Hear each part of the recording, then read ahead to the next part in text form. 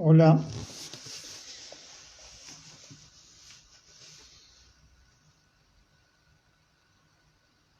hola.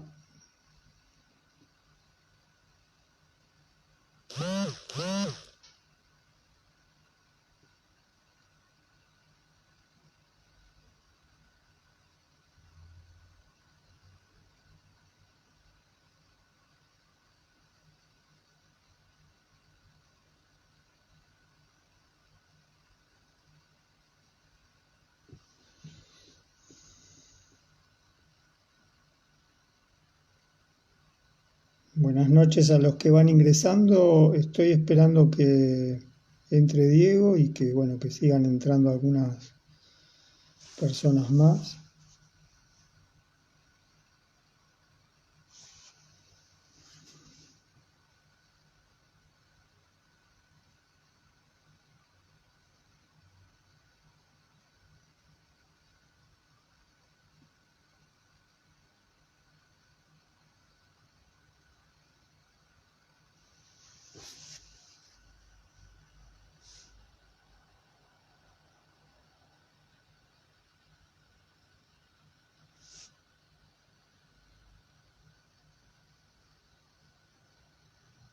Buenas noches, Cecilia.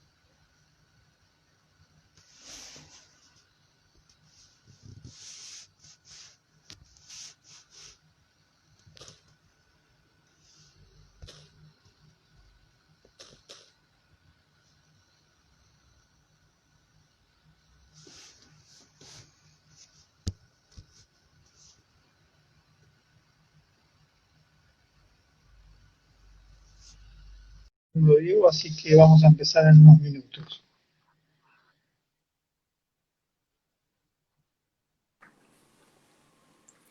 Bueno, ahí estás, Diego. Acordate que lo estoy haciendo sin cámara, no sé si... Oh, perfecto, perfecto, sí, yo también.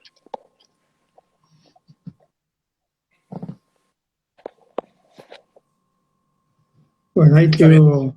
Sí, sí, sí, ¿vos me escuchás bien? Yo te escucho bien. Bueno, entonces vamos comenzando. Dale.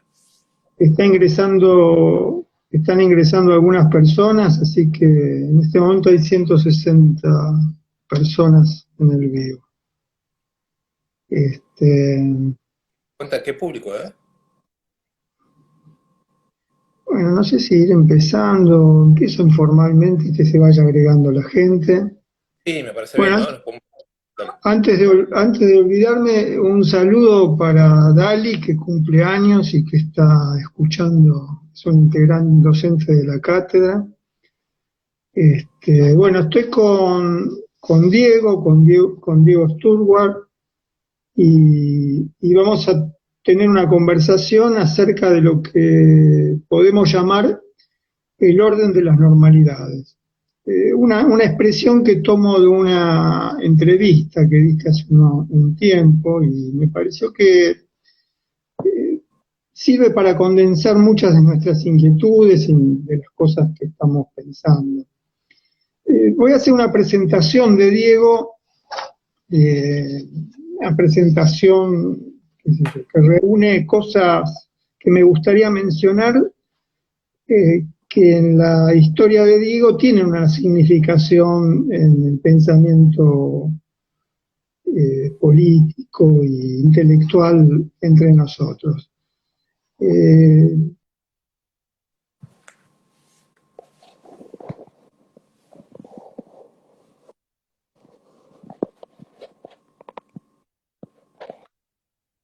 como primer acto, la participación de Diego en un colectivo de pensamiento político y de lo que podríamos llamar militancias disidentes, que arranca creo que del 2001 y que se llamó Colectivo Situaciones y que funcionó hasta hace unos años.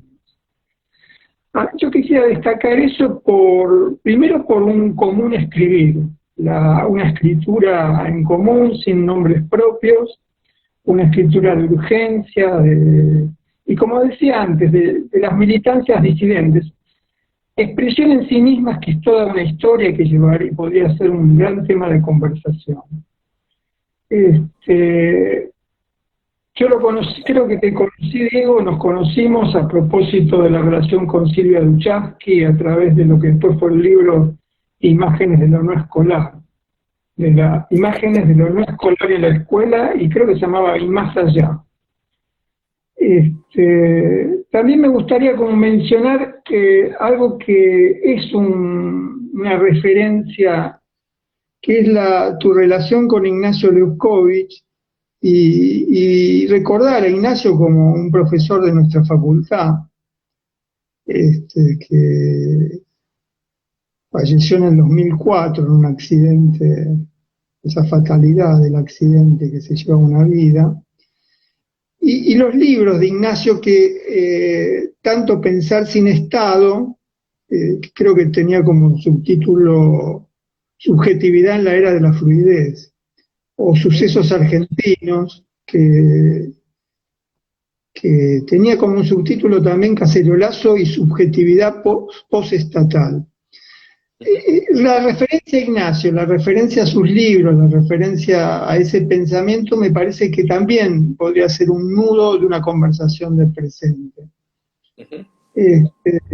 También destacar esa labor de docencia que podríamos llamar insurgente que hace Diego, fuera del ámbito de las instituciones académicas, universitarias, esa institución no capturable que es la del grupo de estudio. El grupo de estudio que también es todo un tema, la construcción de la idea de grupo de estudio por fuera de la universidad, que fue la experiencia formativa en los tiempos de la dictadura en la Argentina y una experiencia muy productiva de ideas que todavía hoy tenemos. Entonces me parecía un poco también destacar esa labor en lo que podríamos todavía llamar, si no es que le has puesto otro nombre, grupos de estudio. También me parece importante mencionar tu trabajo alrededor de la editorial Tinta Limón, que ya ese nombre para una editorial es precioso, y lo que supone en el presente la construcción de una biblioteca de un conjunto de lecturas, el poder sostener la idea del libro y también la idea política de la lectura. Lo mismo con el blog Lobo Suelto, donde de paso podríamos decir se podrían encontrar muchos de los textos sobre los que hoy vamos a conversar con Diego. Son muchas las cosas, pero no quiero olvidarme de por lo menos dos más. Una es el trabajo que en los últimos años hiciste con Horacio Berbinsky, que es ese diálogo político. O sea, yo creo que esa discusión militante en los tiempos del macrismo. Creo que es un libro que comenzó a pensarse cuando gana el macrismo en la Argentina, y ese contrapunto de militancias que hay en ese libro me parece lo ha vuelto un texto de consulta para poder pensar cómo se confluyen los debates políticos en estos años. Pero para terminar la presentación, quería decir el papel de Diego en la difusión del pensamiento de León Rosichner, no solo por la selección y edición de toda la obra completa de León Rosichner en la Biblioteca Nacional, los prólogos a muchos de esos libros, la construcción de una amistad política y filosófica con León, y no sé, me parece que es como uno de los, ahora que se está hablando mucho de la decolonización y del problema del colonialismo en el pensamiento, me parece que habría que decir que León Rosisner, la edición de la obra de León Rosisner es un gesto político, de poder pensar un pensamiento sin un pensamiento sobre todo filosófico, ¿no? Sin el espejismo o la fascinación del pensamiento europeo.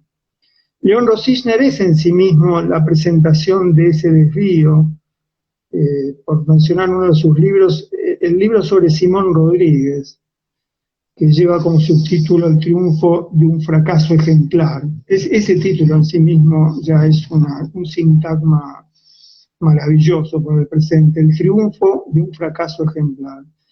Y teniendo en cuenta que, como recordamos, Simón Rodríguez fue el maestro de Bolívar, y decir de Simón Bolívar, el otro Simón, y decir esto supone que es un poco también el maestro del lenguaje de la emancipación en América Latina.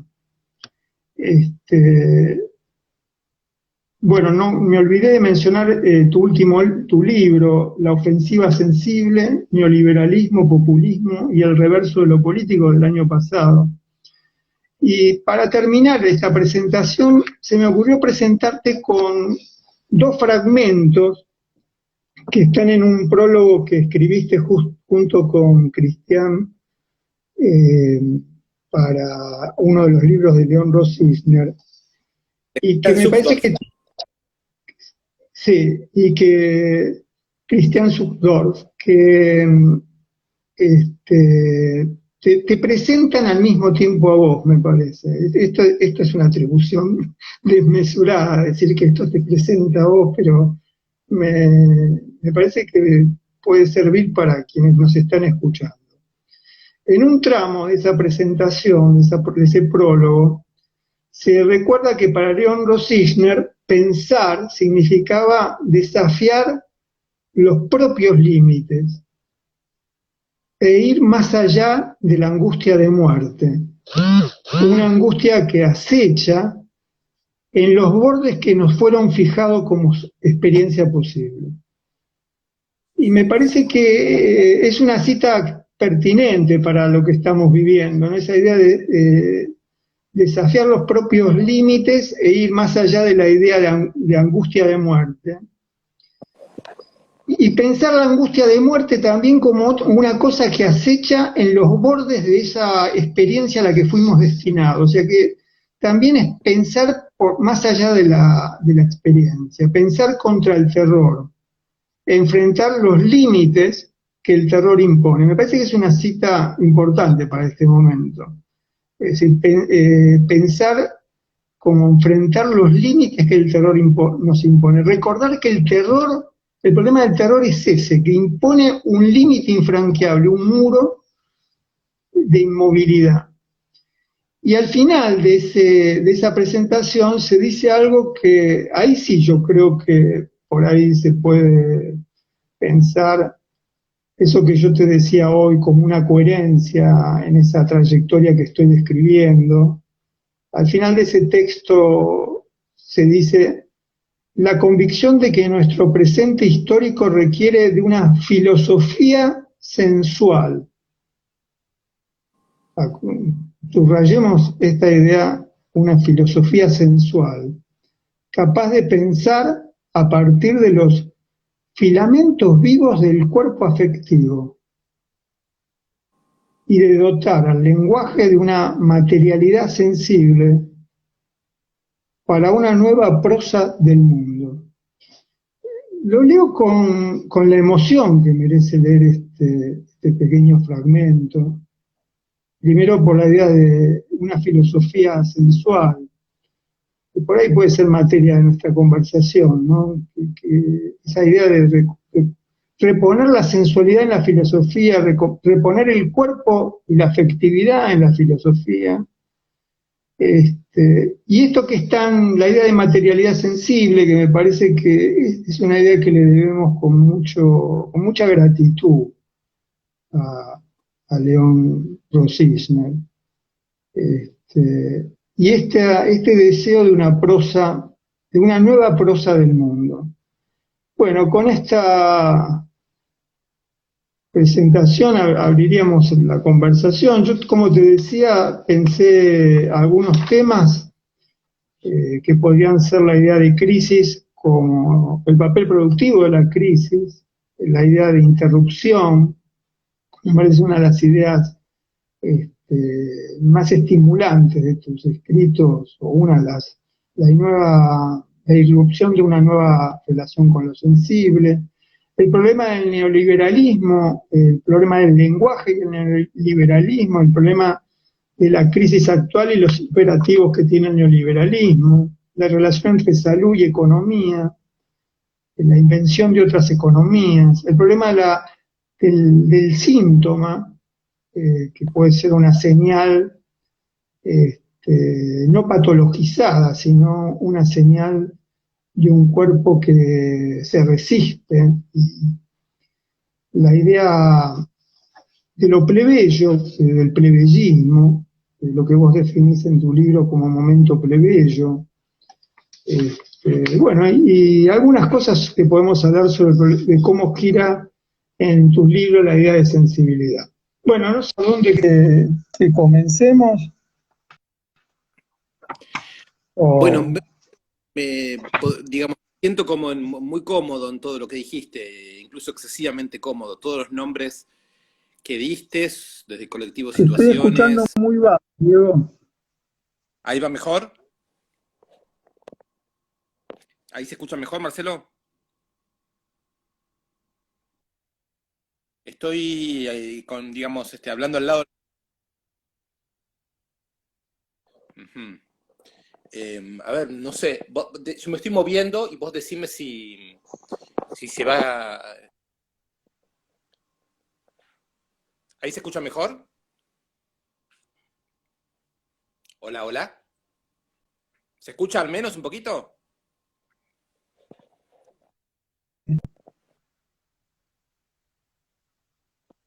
Dicen que se escucha Bueno, ¿hablo bien. entonces?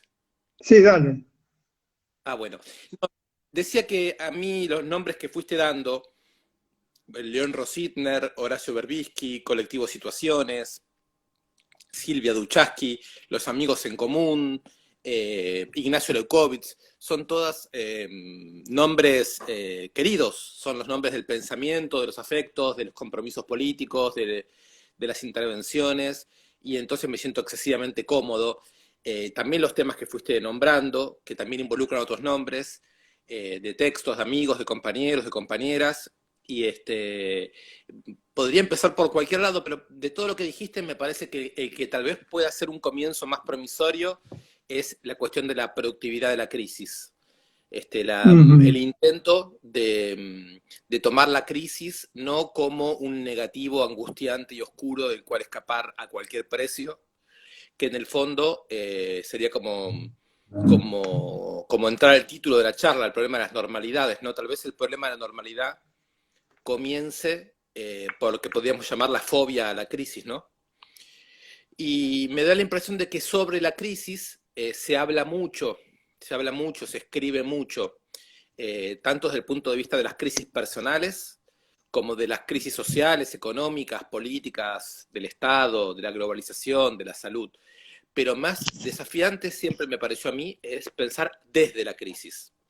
Es decir, no Claro. pensar la crisis como objeto, sino tomar la crisis como punto de partida, habitar la crisis y tratar de ver qué se ve desde ahí, qué lenguaje se inventa cuando hay crisis del lenguaje, qué afectos se ponen en juego cuando no alcanzan los sentimientos habituales, digamos, qué estrategias estamos obligados a desarrollar y qué alianzas tenemos que poner en juego justamente cuando hay crisis, digamos, de lo común, cuando hay crisis de lo público, cuando hay crisis de lo colectivo. Entonces, no sé si, me parece que en ese momento en donde tanto la sensibilidad como vos creo que también nombraste lo sensual, un poco toda el pedido de León Rositner, ¿no? De que el pensamiento se apoye en un cuerpo efectivo, tienen un sentido especial cuando uno declara que toma el punto de vista de la crisis, ¿no? Y que me parece que el punto de vista de la crisis es el punto de vista de la crítica. Así que no me parecen dos cosas diferentes. Me parece que por ahí podemos empezar a recorrer. Por ahí yo hace 2 días, por suerte, La Cebra tuvo la gentileza de enviarme tu libro y lo estuve mirando. Lamentablemente en la cuarentena uno está mucho más ocupado incluso que antes de la cuarentena y no tuve el tiempo de leerlo entero, pero lo estuve mirando un poco y me pareció que sí, que ahí teníamos un espacio de conversación muy claro en común. Sí, sí, Porque sí. la sensibilidad ocupa un poco el lugar de reconstitución de un pensamiento en crisis. Es como una especie de premisa materialista para pensar, ¿no? Sí, a mí me pareció muy interesante en tu planteo de la crisis, el subrayar algo que quisiera repetir, ¿no? Porque además se relaciona la idea de crisis con la idea de interrupción, que te dejo después para que la introduzcas, pero la idea de que se trata de, no de la crisis es una oportunidad de no vuelta a la normalidad, sino que se presenta como punto de inflexión, que podríamos decir como torcimiento de la normalidad, o como comba, ¿viste? Ese pasar por arriba de la normalidad, y plantear la crisis no solo como un punto de emergencia o de excepcionalidad. Me parece que acá hay tiene una gran potencia política, ¿no? La idea de pensar la crisis fuera de la idea de excepcionalidad. Y bueno, lo que planteas como el papel productivo de la crisis, ¿no? Incluso hablas del valor cognitivo y epistemológico de la crisis. O sea que buscas y me parece que esto es lo que tuvo el colectivo Situaciones de su inicio, ¿no? Pensar esa crisis como la posibilidad de una inflexión que no retornara a la normalidad. Más allá de si, no con esto, porque acá hay una discusión contemporánea, si qué va a pasar después de la pandemia, la idea de pensar por fuera de la normalidad me parece que va más allá del vaticinio o de la predicción. Es la oportunidad de pensar que en cada crisis el orden de las normalidades queda, como vos decís, interrumpido, suspendido, cuestionado, y esa vacilación es una gran oportunidad. Claro, sí, pienso exactamente lo mismo y me parece además que haces como una buena historia de esta idea que por lo menos yo siento haberla madurado con mis compañeras y compañeros de colectivo Situaciones, ¿no? Y sobre todo para mí todo esto tiene una fecha que es el 2001. Claro. Eh, que digamos, muchas veces está el problema de pensar el 2001 y yo insisto con esto, más que pensar el 2001, que realmente yo ya diría sobre el 2001 no hay nada más que pensar.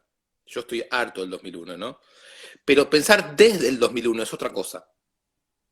Pensar desde la irrupción de ciertos movimientos de lucha, pensar desde la necesidad de crear lenguajes en común, la interrupción de la calle, la decisión de que las personas no van a dejarse morir, que no nos vamos a quedar en la pasividad de la mera desocupación, de la mera hiperexplotación, la reivindicación de la dignidad, tan distinta de la reivindicación de la esperanza. Digamos, me parece a mí que hace poco yo en noviembre estuve en Chile. Justo me habían invitado a dar un curso, cosa que en general no ocurre porque yo no trabajo en la universidad. Bueno, y en octubre apareció un movimiento bueno, muy espectacular en Chile que todos conocen, y me encontré en noviembre lleno de compañeras y compañeros discutiendo cosas muy parecidas a estas. Y me imagino que si hoy estuviésemos en Estados Unidos estaremos discutiendo cosas muy parecidas a estas. Y Mm. digamos, la idea de que nosotros en realidad somos personas que deseamos la normalidad y la crisis la tenemos solo como objeto de tesis, es indigna éticamente, políticamente, es pobre cognitivamente, es poco lo que nos enseña en el plano personal, colectivo, social, y es muy desmerecedora de la tradición crítica de pensamiento. Es decir, no solo porque lo que se nos presenta como orden nunca es normal, ¿no? Es decir, el propio capital que vos lo nombrás ahí con mayúscula y con minúscula, y decís en tu libro, ¿no? Él habla del capital con mayúscula, es el de una potencia que se nos impone.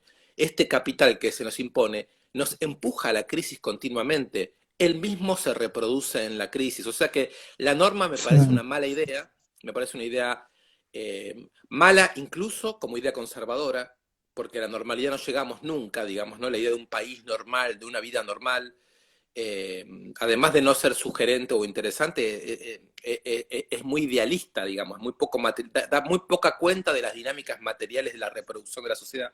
Además de eso, nos priva del hecho de que la crisis nos muestra las dinámicas de conflicto, las dinámicas de inconsistencia, las dinámicas de apertura, la necesidad de crear. Así que me parece que situarse en la crisis es como un primer movimiento y me da la impresión de que lo que nos descoloca del presente es que esta crisis no vino empujada de una manera contundente por el Ejército Rojo, por los movimientos piqueteros, por un movimiento obrero organizado, no porque no haya movimiento social activo en América Latina y en la Argentina, que sí lo hay. Están ahí los feminismos populares en la calle, construyendo programas, liderazgos, discusiones, están todos los, digamos, herederos del movimiento piquetero y todos los movimientos del trabajo precario y la economía popular. Está en América Latina todo el movimiento indígena, campesino, comunitario. No porque no lo haya, no porque acá aparece un virus. Acá aparece un virus.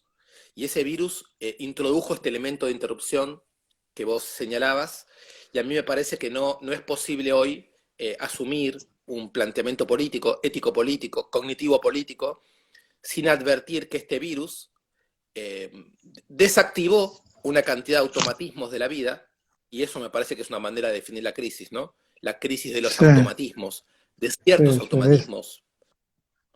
Sí.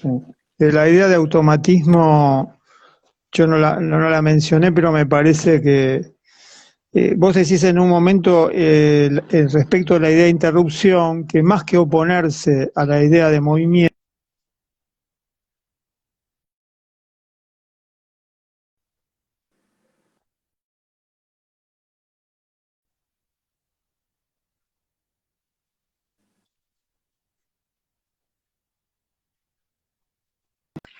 que llamaría partición, otra solicitación y otra conflictividad. Me parece que se podría pensar la crisis como punto de partida, pero también como partición de la normalidad, como partición, por lo menos como vos decís, el ideal de normalidad. Porque el ideal de normalidad es el ideal de una normalidad sin conflictividad.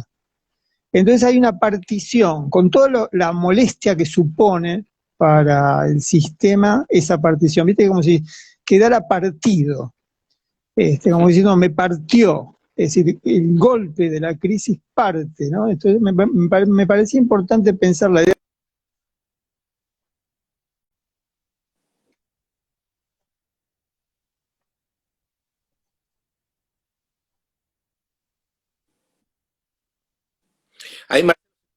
¿Cómo?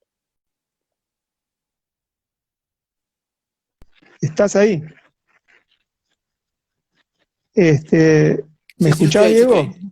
Sí, porque una interrupción. Decía que sí, en el sentido en que Benjamin plantea el presente como un estado el presente transitado por la crisis, o el presente que transita la crisis, como un presente en estado de solicitación. Una solicitación que despierta, que solicita, que llama, ¿no? Que convoca pensamientos, y sobre todo pensamientos y memorias sepultadas de otras formas de vida o otras formas de pensamiento, ¿no? Entonces, me parece que la idea de partición, la idea de solicitación, ¿no? Y la idea de la resistencia a la conflictividad, o sea, que la conflictividad que se resiste a desaparecer o a quedar aplanada, están dentro de esta idea de la interrupción como interrupción del automatismo, ¿no? Porque la crisis parte al automatismo, y me parece que la idea del automatismo es una de las ideas más potentes de esta idea de interrupción, ¿no? Te la dejo un poco para que la... Bueno, Sí, es exactamente, es ahí donde estoy dando vueltas yo en este momento, digamos. Tratar de entender interrupción de qué, porque como te decía, yo estos días no tuve tiempo para leer tu libro, y eso es porque hay ciertos otros automatismos de la vida cotidiana, del Zoom, digamos, de la vida doméstica, que no se interrumpieron, al contrario, ¿no? Eh, Hay una cantidad de trabajo de los afectos personales, del trabajos, en mi caso, los grupos de estudio, pero también el trabajo doméstico, etcétera, que no se interrumpió, pero sí se interrumpieron otras cosas, otras sincronías sociales, otras sincronías colectivas. Y entonces ahí me parece que esa interrupción hoy hay que constituirla, digamos, hay que construirla como pensamiento, porque hay demasiada apariencia de consenso en todo esto. Sí, Creo que algunos van llamando a este momento nueva normalidad, en el sentido de que todos estaríamos de acuerdo en que hay un virus molesto y peligroso, todos estaríamos de acuerdo en que, bueno, la cuarentena es necesaria, todos estaríamos de acuerdo en que es necesario que el Estado cumpla un papel eh, más protagónico, digamos, todos estaríamos de acuerdo en una cantidad de cosas. Y a mí me interesa destacar que ese acuerdo opaca la visión, no permite pensar, porque ese acuerdo está subtendido por un antagonismo brutal. Vos dijiste normalidad partida. Yo lo diría ahora de una manera un poco antipática. Lo diría: dos partidos desarrollan su antagonismo por debajo del aparente consenso del partido único, del cuidado. Y me parece que esos dos partidos son un primer partido que dice que la interrupción es excepcional, es como un paréntesis. Se abrió el paréntesis, se cerrará el paréntesis.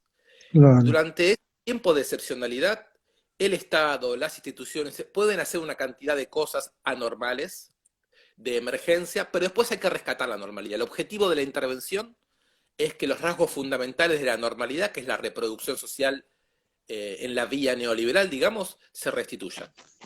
Y entonces lo que hacen es custodiar una especie de monopolio del léxico que sirve para corregir al gobierno y decirle: no se puede hacer cuarentena sin pensar la economía, no se puede priorizar la salud de las personas sin pensar la economía. Y se apropian como de una especie de materialismo, ¿no? Serían los que nos recuerdan que hay una materia, que hay una producción, que hay unas infraestructuras que son fundamentales para cuidar la vida y la salud. Yo diría, este es el partido, no sé cómo llamarlo, pero lo llamaría el partido de la normalidad, vamos a decirlo así, que es un partido utópico, porque no se quiere hacer cargo de que esa normalidad bueno, fue destituida. Es muy difícil, digamos, que aquellos automatismos vuelvan a instalarse automáticamente. Y sobre esto después quiero decir algo. Y el otro partido, vamos a llamarlo así, no tiene el lenguaje todavía, no tiene que disputar el lenguaje, tiene que empezar a decir qué significa economía.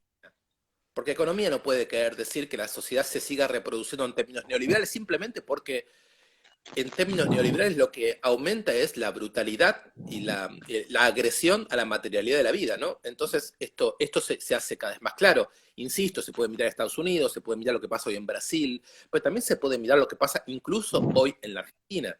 Entonces, ¿qué dice este otro partido? Yo creo que lo que dice es que el tiempo que viene no es una excepcionalidad que quisiera volver a la normalidad, sino que empieza a sospechar la posibilidad de un tiempo nuevo, de un diseño nuevo, en donde la intervención de las instituciones, la aparición de una voz pública, la prioridad de la salud y los cuidados, ya quiere otra cosa.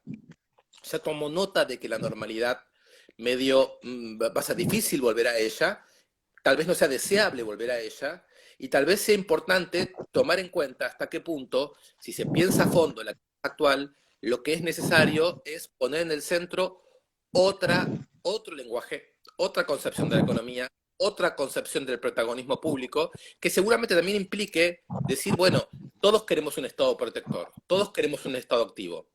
Ahora discutamos quién va a poner el dinero, quién va a tomar decisiones, qué fuerzas van a protagonizar el momento que viene, a dónde va a apuntar ese Estado, porque realmente no hay recursos para todo, no se puede satisfacer al mismo tiempo al partido de los grandes capitales y al partido, digamos, del mundo popular, y me da la impresión de que bajo el consenso aparente, lo que hay es un antagonismo muy fuerte, y que está llevando a algunos actores de la vida social argentina y en todo el mundo a decir desaforadamente: nosotros defendemos la propiedad privada y estamos y vamos a hacer cualquier cosa para defenderla. Digamos, como si dijese hay un partido que muestra las cartas de manera pornográfica y que está anunciando justamente que lo que parecían ser automatismos, en rigor lo que es, como diría León Rositner, es la imposición vía terror de un límite de lo pensable.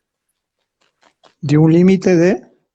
De lo pensable, de lo que nos De podemos lo imaginar. pensado. Sí, sí, sí, ¿Sí? sí. Vos sabés que por momentos me gustaría como pensar una pequeña cuestión. Me parece que por momentos usamos normalidad en un sentido distinto. Cuando vos decías, por ejemplo, cuando se utiliza la apelación a queremos ser un país normal, ahí yo creo que tenés razón, ahí se usa normalidad casi como sinónimo de capitalismo, como sinónimo de propiedad, como sinónimo de mercado, como este, sí, como ese deber ser al que nunca se alcanza. Pero cuando se piensa en otro plano, sobre todo en las normalidades como ese modo de expulsión de las rarezas o represión, supresión, negación de las anomalías, de lo que difiere. Las normalidades se presentan como una regulación de las sensibilidades y cuando no una dosificación, una insensibilización incluso de las sensibilidades. Y ahí también retornan como aliadas del capitalismo, ¿no? Porque el capitalismo necesita una regulación de las sensibilidades y necesita preguntarse qué hacer con lo que no queda normalizado, que es lo que aparece como síntoma, por usar una palabra que vos por ahí después podrías retomar, o denuncia o como crítica explícita de ese orden. Y entonces me parece ahí que hay una relación muy estrecha entre los automatismos y las normalidades. Las normalidades se organizan en torno a automatismos, los proponen y los ritualizan. Incluso está bien lo que vos decías, yo creo que nos sentimos representados por lo que decías recién en relación al tiempo. Los automatismos son fanáticos y devoran tiempo. Y al devorar tiempo, lo que hacen algo todavía mucho más riesgoso, que es al devorar tiempo, ese fanatismo lo que hace es adormecer sensibilidades. Y sobre todo lo que yo llamaría las demasías. Eso que se vincula mucho a la angustia y que es eso que el capitalismo no sabe, con eso no sabe qué hacer, porque no puede inventar ni pastillas, ni nada, ni automatismos que la calmen, porque incluso la angustia de alguna manera descree el automatismo, no de alguna manera, la angustia no se calma con ningún automatismo. Entonces me parece que yo vincularía la idea de la interrupción de los automatismos, que me parece que es muy potente, a esta otra idea de cómo los automatismos, no es tan fácil interrumpir los automatismos, ¿no? Que los automatismos sobrevienen por otros lados. Por eso decía, son fanáticos, devoradores, reconstruyen todo el tiempo un deber ser. Por ejemplo, lo que veíamos en los primeros tiempos de esta cuarentena, de las clases medias refugiadas en los hogares, el deber ser de la productividad, del rendimiento,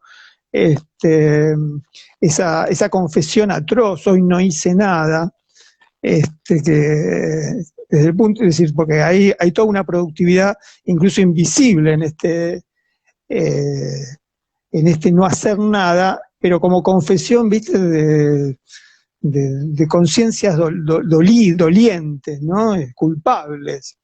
Entonces, porque ahí está, los automatismos de alguna manera, el no cumplimiento de los automatismos nos vuelve culpables. Y entonces hay que ver si esa idea de culpa, ¿para qué lado va? ¿No? Si para reconstruir y esforzarse y afanarse, en el sentido del afán de cumplir con el automatismo o transformar la culpa en una denuncia, en una liberación, en la invención de otros tiempos. Sí, sí, me parece, estoy completamente de acuerdo. Me da la impresión de que estamos ahora situados en una conversación de muy largo aliento, ¿no? Estaba pensando, es algo que a mí me parece muy importante de darle la vuelta, que cuando Marx habla del capital, el capital es básicamente un plus de tiempo extraído a una cierta vida colectiva, no es más que captura del tiempo, el capital es Claro, captura del tiempo, la plusvalía es plus tiempo, es tiempo de vida expropiado. Y muy probablemente todo el debate sobre el tiempo en el siglo XX tenga como fondo esa cuestión de Heidegger a Benjamin. No me quiero hacer erudito porque el tema me excede, pero me da la impresión que el problema de la excepción, de la norma, de la angustia, el tiempo, la autenticidad, la libertad, no puede escapar del todo a esta idea de Marx de que el capital es el gran regulador, normalizador y devorador del tiempo. Y por lo tanto, es muy difícil enfrentar esta cuestión sin plantear efectivamente alguna imaginación de una materialidad diferente que pueda darnos, en términos económicos, en términos de relaciones, una capacidad efectiva de recuperar el tiempo.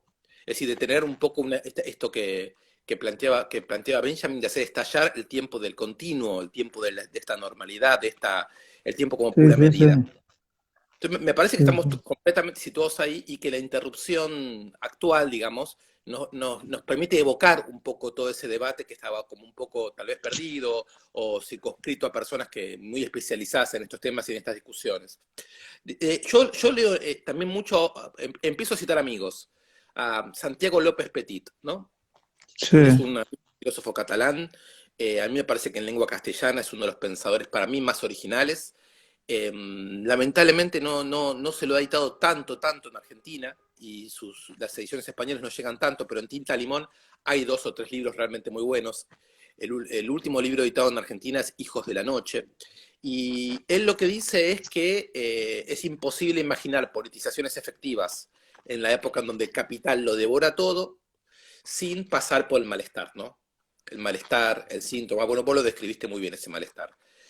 ¿Qué significaría politizar el malestar? Bueno, lo que mm, seguramente no sería es arrasar con el malestar como si no fuera relevante y pasar a hablar directamente de política. Seguro que no sería eso. No sería un discurso político que además, si tiene tiempo, mira el malestar. Sino que probablemente sea aquello que somos capaces de hacer cuando, como dice otro amigo, no es un amigo personal, pero el que leo como parte de mi universo, que es Mauricio Lazarato, cuando dice el capital en su último libro, el capital nos odia, o el capital odia a todo el mundo. Ese odio que podemos sentir cada vez que nosotros sentimos que no estamos hechos para este mundo, o que no cuajamos en este mundo, porque nos da fobia, porque no nos dan ganas, o porque nos da odio, o porque nos llenamos de preguntas, o porque no sabemos qué hacer con nosotros mismos, ¿no? O sea, ahí hay una zona existencial, digámosla así, que me parece que es la premisa de la que tenemos que partir, cada quien en su situación, porque además es, como diría León Rositner, digamos, es el índice en el cuerpo de cada uno de lo que llamamos la crisis. Es lo que nos conecta con la posibilidad de la crisis. A mí me parece que ahí entraríamos en la zona en donde diríamos la crisis como punto de partida para inventar forma de vida. Lo que pasa es que la invención de forma de vida no me parece que se la pueda pensar como estrictamente individual. Es inevitablemente individual, pero me parece que es abierta a otro tipo de vínculos con el entorno, con los otros, ¿no? O sea, me parece que el problema, digamos, que se planteó durante varias décadas el último tiempo, que es la ética individual, la desobediencia individual, o la estética de sí, o el cuidado de sí, o el conocimiento de uno mismo, etcétera, ya no puede plantearse por fuera de una discusión más genérica sobre la lucha social, sobre la lucha de clases. Me parece que se han vuelto el mismo tema, digamos. sí, sí. Sí, podríamos decir,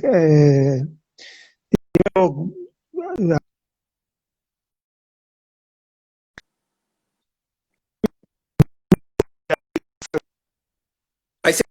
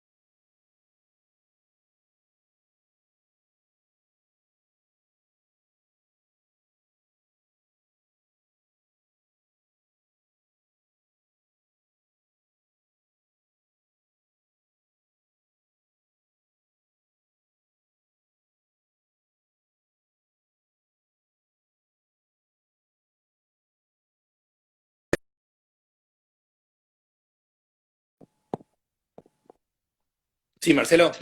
Sí, vos sabés que se me cortó la conexión de internet, por eso se cortó la transmisión, pero ahora salí de Wi-Fi, así que puedo seguir hablando. Perfecto. No sé hasta dónde se escuchó, yo estaba diciendo que me parecía que, no sé si se escuchó lo de Rosichner, No, no, que decía que este punto nos llevaba de nuevo al libro de León Rosichner, eh, Freud y los límites del individualismo burgués, claro. donde de alguna manera el sintagma politizar el malestar está en el corazón de ese libro. Y también hay una caracterización del individualismo, no es cualquier expresión el individualismo burgués, ¿no? No es cualquier individualismo. Ahí hay una idea muy potente, ¿no? De un individuo que sería el individualismo aferrado a las normalidades, aferrado a los automatismos. Y ahí me parece que tu pregunta sobre qué significa politizar el malestar recupera la fuerza de esa gran inquietud política de ese momento, ¿no? Yo literalmente traduzco politizar el malestar, una primera traducción como no psicopatologizar el malestar. Este, ese es un riesgo político que incumbe a quienes estamos en la Facultad de Psicología. Hay un malestar que sufren cuerpos políticos, y decir eso es muy importante. Hay un común malestar que, por supuesto, se siente en un cuerpo, pero la demasía de ese malestar no puede ser contenida por un solo cuerpo. Por eso los cuerpos estallan cuando no se piensan como cuerpos políticos. Esto es una de las cosas que muestran las llamadas demasías, que antes se llamaban psicosis. Es decir, el malestar del mundo estalla en una extensión corporal, en una sensibilidad de sangre caliente. Eh, entonces hay un malestar político, este, y la politización del malestar me parece que es salir de la medicalización del malestar o la psicopatología del malestar. Cuestiones que plantea muy claramente Santiago López Petit, ¿no? La idea de que las señales del malestar del cuerpo son resistencias a la globalización. Eh, que, que el problema es que el capitalismo llama a superar ese malestar, porque el riesgo es que ese malestar quiera superar el capitalismo. Sí, sí, sí, completamente de acuerdo. O sea, estamos en un punto que tal vez hacia comienzos de los 70, Deleuze y Guattari en el Antiedipo comenzaron a plantear, en el sentido de pensar la hipótesis de que tal vez el mundo socioeconómico y el mundo psíquico, el mundo individual imaginario, el mundo de los fantasmas no fueran dos realidades desconectadas, ¿no? Hace poco, en un magnífico libro, yo ya avisé que empezaba a citar, pero cito autores como si fueran amigos, no amigos como si fueran autores. Toni Negri, en un libro que se llama Marx y Foucault, hace un razonamiento muy sencillo, muy interesante, para mí muy valioso, que dice más o menos así: dado que el capital no puede existir sin realizar las mercancías que produce, es hora de tomar nota de esa vieja intuición de Félix Guattari, según la cual las mercancías no se realizan nunca sin previamente constituirse en deseables. Por lo tanto, el capital, además de ser producción material de mercancías, mercancías materiales o inmateriales, da lo mismo, además de producir mercancías, tiene que producir el mundo en que esas mercancías son deseables. Claro. El problema de la autonomía del deseo, el problema de la autonomía de los afectos, el problema de un malestar que el politizarse empieza a construir referentes autónomos, es la crisis del capital, es el mismo problema. El enorme esfuerzo del capital por saber lo que sentimos, por hacer estudios de mercado, por conocer milimétricamente nuestra comunicación, el Big Data, etcétera, es el enorme esfuerzo de que un deseo gigantesco de consumidores no dejen de ser consumidores del capital y pasen a constituir momentos propios. Y yo creo que efectivamente das en la tecla al decir que en la Argentina este pensamiento lo desarrolló anticipadamente y con un lenguaje muy propio y muy interesante León Rositner, porque Sí, sí, sí. efectivamente cuando dice que hay una izquierda sin sujeto, está diciendo que hay una política que no dio con esta dimensión del malestar y del deseo. Sí, sí, sí, sí. Yo me acuerdo que hace muchos años, en un encuentro que hicimos sobre Deleuze y Guattari en la facultad, Gregorio Kaminsky dijo: nuestro Deleuze y Guattari es León Rosich. Y me parece que acertaba, ¿no? Es decir, en ese punto de que León no había sido leído por esas lecturas que habían empezado por Deleuze y Guattari. Te quería mencionar algo para pensar. En estos días hay un observatorio de psicología social aplicada en nuestra facultad que me parece que tiene la característica clara de despolitizar el malestar. Y que por esa razón las conclusiones de ese observatorio son levantadas por la prensa hegemónica como relatos de expertos que explican qué nos está pasando en la cuarentena. Entonces, por ejemplo, mirá esta conclusión. En un momento el informe concluye que la incertidumbre actual constituye una incubadora de inseguridad, estrés, ansiedad, angustia y temor al futuro. Cosa que después salieron en TN a decir que mirá todo lo que nos está pasando por la cuarentena, ¿no? Que es una incubadora de inseguridad, estrés, ansiedad, angustia y temor al futuro. Pero no imagina este observatorio que las no certezas pueden sacudir conformismos o agitar deseos de porvenires no normalizados. Va a decir que en la inducción de las preguntas y en la inducción de las respuestas, ahí queda muy claro que lo que no puede imaginar, ¿no? Un observatorio, podríamos decir que despolitiza el malestar, es que eso que se llama inseguridad, estrés, ansiedad, angustia, puede no ser un reclamo de vuelta a lo anterior, ¿no? Porque también el mundo anterior, antes de la pandemia, era una incubadora del capitalismo. Siempre o lo que ahora a vos te gustaría más llamar neoliberalismo, me parece, era una incubadora de inseguridad, estrés, ansiedad, angustia, temor al futuro. Y me parece que lo que no pueden percibir es esto otro, ¿no? Que está muy vinculado a lo que hablábamos de Santiago López Petit, ¿no? No imaginan que las certezas pueden sacudir conformismos, no imaginan que se pueda pensar que vivimos una común perplejidad por habitar un presente sin certezas y que esto no es una mala noticia.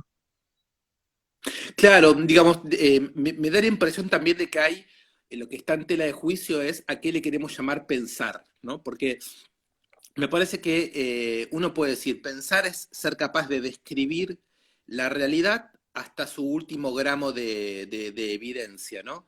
Entonces podemos decir efectivamente, no solamente estas cosas que dice ese observatorio, sino que además la salida a esta situación va a ser capitalista, va a ser globalizadora, va a implicar un dominio de las grandes potencias, la pobreza va a aumentar, el desempleo va a aumentar, la precariedad de los gobiernos progresistas en la región va a ser cada vez más evidente, la crisis de la izquierda es irremontable, el patriarcalismo es muy difícil de tirar abajo, el racismo aumenta, todas esas cosas son verdades. Lo que pasa es que son verdades miserables, en donde el pensamiento no tiene nada que agregar, es decir lo que se ve, es una y otra vez contarnos lo absolutamente obvio. Lo que digo es que para eso no hace falta ponerse a pensar, es una suerte de verdad que no requiere pensamiento, que no necesita ningún tipo de desplazamiento, que no involucra ninguna pregunta, como dijiste, como decías vos, ¿no? Es una especie de verdad por conformismo. Y es evidente que el que diga esas cosas va a triunfar una y otra vez. Tenemos la experiencia muy clara, y León es alguien que también se ponía muy nervioso cuando la izquierda aparecía con un discurso optimista, voluntarista, tipo Malvinas, ¿no? Vamos ganando, el futuro es nuestro, la crisis anuncia no sé qué cosa luminosa. Lo que me parece a mí que el problema que se nos plantea es otro, es que tal vez pensar no sea reproducir la evidencia, sino hacerla Sí, sí, diferente. sí. Entonces ahí me parece que hay un problema de tipo ético, político, cognitivo de vuelta, que es cómo hacer para estar presentes de manera tal que nuestra presencia implique un desplazamiento, una pregunta, una diferencia, una creación, una otra perspectiva, y eso implica otra idea de pensar. Es otra idea del pensamiento, ¿no? Y del lenguaje. Sí, sí, sí, sí, tenés razón. Está muy bien eso de pensar ese discurso de la miserabilidad, porque ante esa miserabilidad lo que se invita es a aferrarse a los automatismos. Claro. Y El, en de- el naturalismo de los automatismos el- es una tragedia. sí, sí, el desgano del pensamiento, ¿no? El pensamiento desganado. Y además con el prestigio, yo no sé cómo llamarlo, el prestigio o el goce de estar en lo real, una especie de realismo generalizado que no se da cuenta de que, bueno, por ahí sí se da cuenta, pero que hay un realismo de los virtuales, ¿no? Como enseñó la filosofía de Deleuze.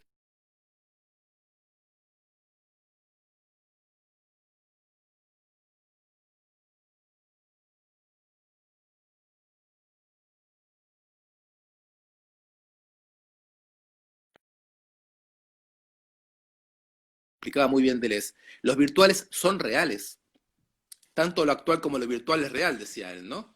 Sí, son reales. El problema es que hay un pensamiento que se compromete con desplegar virtuales y hay otro que se compromete con una especie de redundancia de lo real.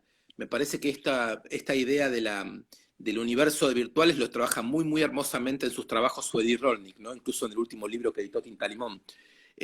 Me parece que ahí tenemos un punto, que es si nos ponemos desde el punto de vista de ligar la crisis, la sensibilidad, la crítica y la aparición de universos virtuales, o si le damos el prestigio a una suerte de discurso periodístico lo que hace es contarnos con sumo realismo las redundancias de la realidad, que ya digo, tienen toda la razón de ser. Es evidente que el mundo es una mierda, que todo está mal, que hay masacres, que hay hambrunas, que hay insensibilización generalizada. Lo explica muy bien Franco Berardi, Bifo, todas estas cosas, ¿no? Rita Segato, con la pedagogía de la crueldad. Está lleno de compañeras y compañeros que por suerte describen esto desde un punto de vista crítico, de un punto de vista activo, de un punto de vista que le da la vuelta al asunto. Pero yo creo que hay que tener un poco de cuidado con el prestigio del realismo que narra lo atroz sin comprometerse con liberar zonas en donde la vida tenga por dónde ir, ¿no? Claro. Escúchame, Diego, se está por cortar y volvemos en unos minutos.